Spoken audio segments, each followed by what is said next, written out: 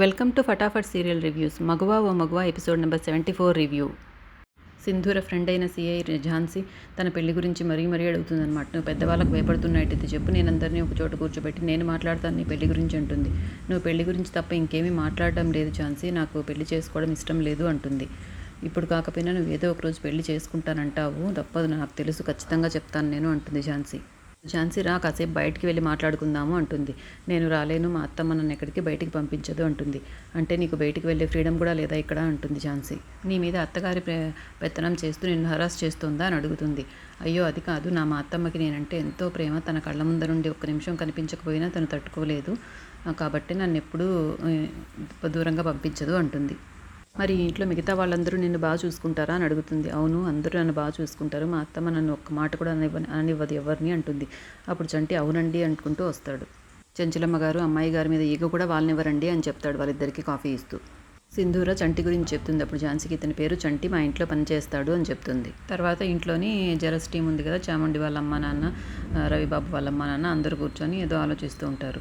రవిబాబు మాత్రం మన సింధూరకి ఇక పోలీస్ ఫ్రెండ్ ఉందని తెలిసింది కాబట్టి మనం కొంచెం ఒళ్ళు దగ్గర పెట్టుకొని మసులుకోవాలి, ఇంతకు ముందులాగా ఏదైనా చేశానంటే నా ఒంటి మీద పోలీసులు అట్లు భరతనాట్యం చేస్తాయని భయంతో జాగ్రత్తగా ఆలోచించుకుంటూ ఉంటాడు మనసులో.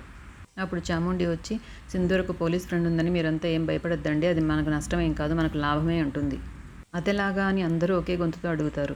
అప్పుడు నేను వేసిన ప్లాన్ ప్రకారం ఆ నవీన్ అనేవాడు సింధూరని పెళ్లి చేసుకుంటాను అని అడిగాడు కదా, దాంతో చంచలమ్మత్త కూడా మనసులో అనుమానం మొదలై ఉంటుంది, ఒకవేళ సింధూర పెళ్లికి ఒప్పుకుంటే ఎలాగా అని.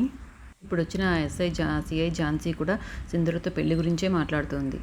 సింధూర పెళ్లి చేసుకోవడానికి ఒప్పుకునే వరకు ఆ అమ్మాయి కూడా ప్రయత్నిస్తూనే ఉంటుంది. ఏదో ఒకరోజు నేను పెళ్లి చేసుకుంటాను అత్తమ్మ అని సింధూర చేతే చెంచలమ్మకు చెప్పిస్తుంది ఝాన్సీ అంటుంది చాముండి. తర్వాత చెంచలమ్మ చెన్నకేశవులు గారిని అడుగుతూ ఉంటుంది. మాస్టర్ గారు రావడం లేదండి మధ్యాహ్నం అనేసి. నేను ఫోన్ చేస్తాను కానీ ఆయన రావడానికి భయపడుతున్నారు అని చెప్తారు. ఎందుకండి అంటే నువ్వు ఊరి పెద్దవి కదా, నిన్ను అందరూ గౌరవిస్తారు, కాబట్టి నీకు చదువు చెప్పడం ఆయన భయంతోనే ఉన్నారు అంటారు. స్టూడెంట్స్కి చెప్పినట్టు ఏది గట్టిగా చెప్పలేరు కదా, అందుకని అంటారు. అప్పుడు చెంచలమ్మ మనం ఇంట్లోనే మంచి మాస్టర్ని పెట్టుకొని మనం ఎక్కడో వెతుకుతున్నామండి, నేను చెప్తాను రండి అని చెప్పి పూజ గది దగ్గరికి తీసుకెళ్ళి ఒక తాంబూలం పళ్ళెం అంతా రెడీ చేసి సింధూరని పిలుస్తుంది. సింధూర హాల్లోకి వస్తుంది. అప్పుడు సింధూర చేతిలో తాంబూలం పళ్ళెం పెడుతూ, ఇది గురిదక్షిణ, ఇక నుంచి నువ్వే నాకు చదువు చెప్పాలి అంటుంది సింధూరతో. ఈ రోజు నుంచి నువ్వే నాకు చదువు చెప్పే మాస్టార్వి అంటుంది. తర్వాత చెన్నకేశవులు గారు విజయమ్మ నాన్నకి పసరు రాసి మందులు ఇవ్వడానికి వెళ్తారనమాట వాళ్ళ ఇంటికి. అప్పుడు కాఫీ తీసుకొచ్చేస్తారు విజయమ్మ భర్త. అమ్మాయి లేదా అంటే అమ్మాయి కాలేజీకి వెళ్ళింది అని చెప్తాడు. కాఫీ చాలా బాగుందిరా నువ్వు పెడితే అంటారు. అప్పుడు విజయమ్మ వచ్చి పర్వాలేదే, బయట చీర్స్ చెప్పుకొని మందు తాగడాలు, ఇంట్లో కాఫీలు తాగడాలు, ఫ్రెండ్షిప్ని బాగానే మెయింటైన్ చేస్తున్నారు అంటుంది. ఇప్పుడు విజయమ్మ భర్త, మా అలాగే మీరు కూడా బాగా కలిసిపోయారంటే షాపింగ్లకి ఫంక్షన్లకి మీరు కూడా హ్యాపీగా తిరగచ్చు కదా, మమ్మల్ని చూసి కుళ్ళుకోవడం ఎందుకు అంటారు. తర్వాత చెన్నకేశవులు గారు విజయమ్మ నాన్నతో, మీరు త్వరలోనే కోలుకుంటారు, నేను చేసే వైద్యం మీద నమ్మకంతో చెప్తున్నాను, మీరు త్వరగా మాట్లాడగలుగుతారు, నడవగలుగుతారు అంటారు. అప్పుడు విజయమ్మ వ్యంగ్యంగా, మీరు చేసే వైద్యం మీద అంత నమ్మకం ఉన్నప్పుడు మరి మీ భార్యని చెంచలమ్మని నెత్తికెక్కించుకోకుండా ఆమెకున్న అహం, గర్వం, పొగరు లాంటివి తగ్గడానికి ఏమైనా మందులిచ్చి వైద్యం చేయొచ్చు కదా అంటుంది.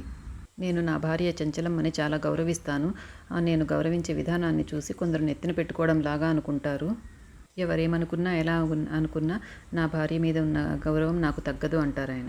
మంచితనాన్ని గౌరవించడం తప్పు కాదు, కానీ మూర్ఖురాల్ని నెత్తిన పెట్టుకొని గౌరవించడమే చాలా తప్పు అంటుంది విజయమ్మ. అంటే నా భార్య మీకు మూర్ఖురాల్లా కనిపిస్తుందా అని అడుగుతారు ఆయన. అవును, లేకపోతే భర్త చనిపోయి బాధలో ఉన్న ఆడపిల్లని తన కన్న వాళ్ళ దగ్గరికి కూడా పంపించకుండా తన దగ్గర బందీలాగా ఉంచుకోవడాన్ని ఏమంటారు అంటుంది.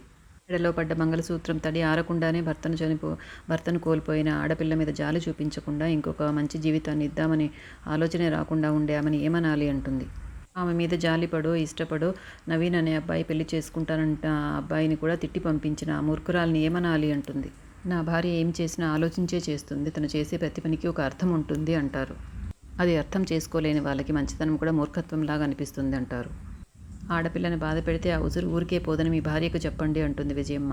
నా భార్య ఏ ఆడపిల్లని కూడా బాధ పెట్టదు అంటారు ఆయన. తర్వాత చంటి నీళ్ళ తొట్టి దగ్గర కూర్చొని ఏదో ఆలోచిస్తూ సిగ్గుపడుతూ ఉంటాడు, తనలో తానే ముసిముసి నవ్వులు నవ్వుకుంటూ. చక్రం వచ్చి, ఏంట్రా ఏం ఆలోచిస్తున్నావు అని అడుగుతారు. అంతలో చెన్నకేశవులు గారు కూడా వచ్చి, ఏం చంటి ఏదో ఆలోచిస్తున్నావు, నవ్వుకుంటున్నావు అంటారు. అప్పుడు ఇంకా సిగ్గుపడిపోతాడు. సిగ్గుపడుతున్నావు ఏంట్రా అని అడుగుతారు అందరూ. చంటి సిగ్గుపడుతున్నాడంటే తన ప్రేమ కథ ఉంటుందనేసి ఒక పని అతను వచ్చి అంటాడు. ఏంటి చంటి నీకు కూడా ప్రేమ కథ ఉందా అని అడుగుతారు చెన్నకేశవులు గారు. అప్పుడు చక్రం బాబాయ్ అది ఒక విచిత్రమైన పనికిమాలిన ప్రేమ కథ అండి అంటాడు. అది చెప్పి రోజు మమ్మల్ని చావగొడుతున్నాడు అయ్యగారు అంటాడు.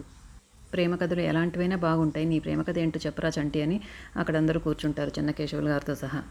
అప్పుడు చంటి చెప్పడానికి నాకు ఇబ్బంది లేదండి, అంతా పూర్తిగా విన్నాక ఈ చక్రం బాబాయ్ లాగా మీరు కూడా అంటారేమో అని నాకు చెప్పబుద్ధి కావటం లేదండి అంటాడు.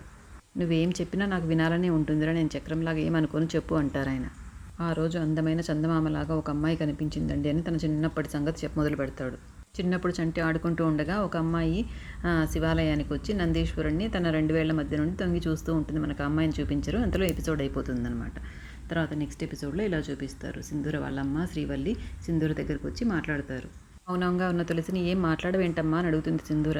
నువ్వు పెళ్లి చేసుకో సింధూర, మీ అత్తమ్మ ముందు నేను పెళ్లి చేసుకుంటాను అత్తమ్మ అని ఒక్క మాట నీ నోటి గుండా చెప్పు, ఆమె నీ మాట కాదనలేదు మీ అత్తమ్మ అంటుంది. ఇవన్నీ సింధూర గదిలో మాట్లాడుకుంటూ ఉంటారు. అప్పుడే చెంచలమ్మ అక్కడికి వస్తుంది. మరి వింటుందో లేదో మనకు అర్థం కాదు, ఎందుకంటే చెంచలమ్మ ఎక్స్ప్రెషన్ ఏమీ మారదు, కానీ సింధూర మాత్రం చాలా కోప్పడుతుందన్నట్లుగా చూపిస్తారు. ఏం జరుగుతుందో రేపటి ఎపిసోడ్లో తెలుసుకుందాం. తప్పకుండా ఫటాఫట్ సీరియల్ రివ్యూస్ని సబ్స్క్రైబ్ చేసుకోండి ఫ్రెండ్స్. ఇలాంటి మంచి సీరియల్స్ మగువ ఓ మగువ, కార్తీక దీపం సీజన్ 2, ఇంకా రాబోయే కొత్త సీరియల్ ఇంటింటి రామాయణం పల్లవి యాక్ట్ చేసింది కదా, ఆ సీరియల్ కూడా రాబోతుంది. తప్పకుండా వీటి రివ్యూస్ అన్నీ తెలుసుకుందాం. చక్కగా బాగుంటుంది ముందుగానే తెలుసుకుంటే కదా. సో తప్పకుండా సబ్స్క్రైబ్ చేసుకొని నోటిఫికేషన్స్ ఆన్ చేసుకోండి.